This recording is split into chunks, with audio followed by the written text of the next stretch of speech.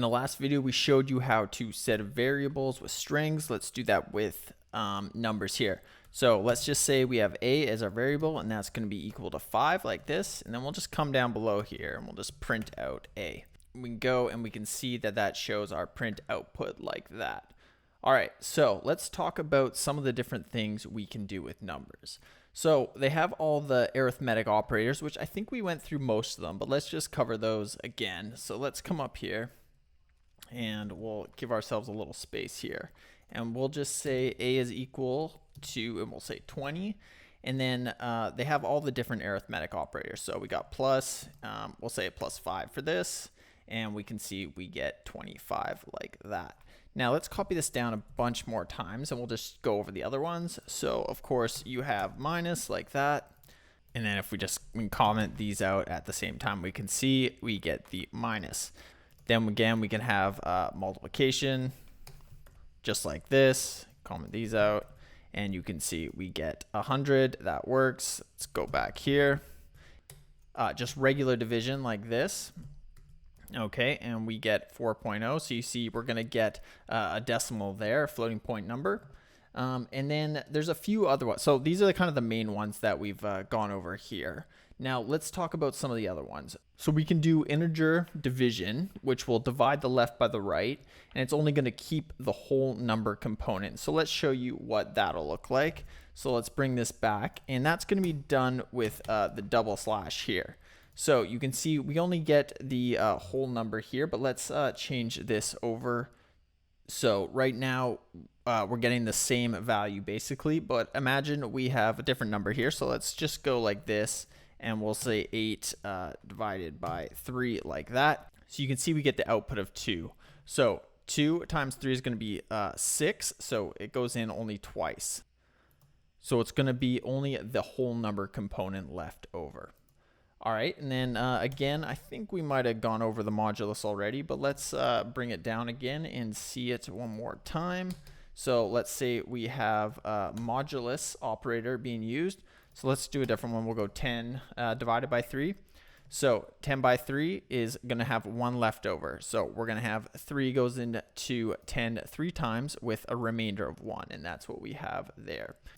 So I think the only one we got left over here is going to be the power of. So if we went 3 star star 3, that's going to be 3 to the power of 3, which would be 27. So those are kind of the arithmetic operators we're going to work with. And that is basically all of them. All right, so we're just going to come in here and get rid of some of these here. Comment them out, and then we're going to come down, and the one another thing I forgot to mention here is that we can work with binary numbers here. So let's say we went a is equal to 0b101 like that. That's going to be 5 in binary, so we can actually work with those, which is kind of cool. So if we come down, we can come down and say print, and we'll say a like this. And you can see we get 5 just like this. We already have that. And then if we want to get the binary of that, we can say binary, bin, like that. And we get the actual binary number back when we do that. So that is pretty neat. We can actually work with the binary numbers. And then the last thing that we can work with is hexadecimal. So let's come down. Don't need this. And we'll just say b is equal to 0x5. This is a hexadecimal number here, and we'll just say print b. So you can see that is 5 in hexadecimal there. And then if we want to get the actual hexadecimal again, we can go like this, say hex, and close off those brackets like so. All right, and you can see we get this hexadecimal value back. Okay, so we'll comment these out too, come down again here. Now let's talk about some number functions here. So let's say we have c is equal to 2.6, we'll say. And then below here, we're gonna look at some of the different methods we have available to us. All right, so with these number functions, we have a few different ones available to us. And we're not gonna go over all of them, but we'll just test out some of them, and I'll leave a link in the description for more of them. And the first one we'll print out will be round. So that will round our value, and we'll round that C value there. And you can see here, if we scroll up here, it's going to round this 2.6 to 3 like that. So that's round. We can also get the absolute value. So if we print out the ABS like that, and we'll say C like that, and we get the absolute value. Now, if we change this to a negative here, you can see that it still comes back with a 2.6, which is the absolute value of this negative 2.6. All right, so we'll bring that back there. Next, let's just look at the assignment operator here. Let's say we got C, and then that is going to be equal to C, and we'll say plus 2 like this. And we can come down and print that. Print C like that. And if we come up to the top, you can see it's just going to add 2 to our number, which we would expect from this.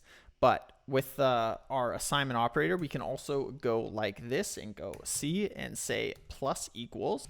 And we will say 2 like that.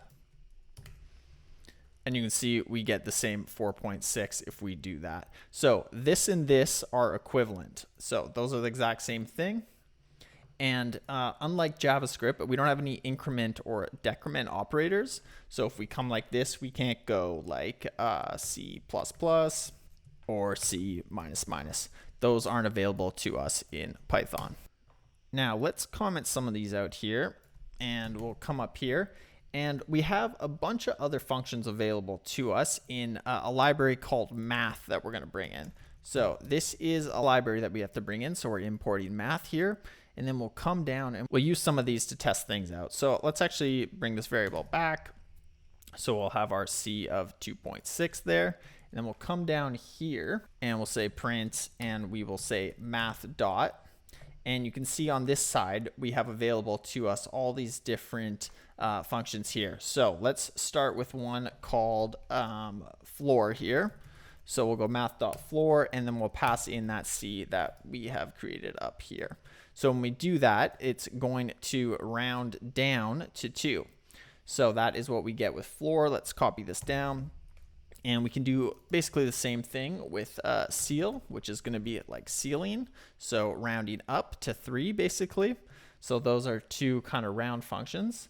So then, like we had this absolute value here, we can also call one called fabs, F-A-B-S, which is going to return a floating point no matter what. So this will show this 2.6 no matter what. So if we change this to, let's just change it to 3, it'll be 3.0. So it's going to return a floating point, unlike this absolute value here. So let's create a new variable here, and we will say D, and that's going to be equal to, we'll say 9.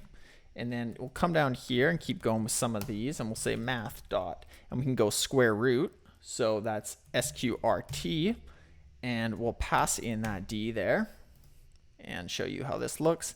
And then if we come over, you can see that we get this 3.0 because the square root of 9 is 3. So that's square root. And you can see, say we change this to 10, we'll get a decimal instead here with some numbers. So this is the square root here. All right, so let's come down, and there's a ton more. Let's just show you, we'll show you one more just to show you some of the power in some of these. So let's say print, and we'll go math dot fsum, and this is going to sum up all the numbers in a sequence here. So we can pass in a sequence or a list in Python here. So we'll go 1, 2, 3. We'll go just random ones like this, and then you can see this is going to print out the sum of all of those. And we get 19.0. These all summed up. So in JavaScript, this would be, you need to use something like the reduce function and add those, but this is just nice in this math module here. So there's a ton more. There's trigonometric functions, etc., logarithms, just a ton of different stuff in this math module. So definitely check it out. I'll leave a link in the description. Anyways, it's pretty easy to see why Python's so popular in academia. It just makes computing these mathematical functions and stuff so easy. But anyways, that's going to be it for numbers in Python. Stay tuned for the next one. Thanks for watching.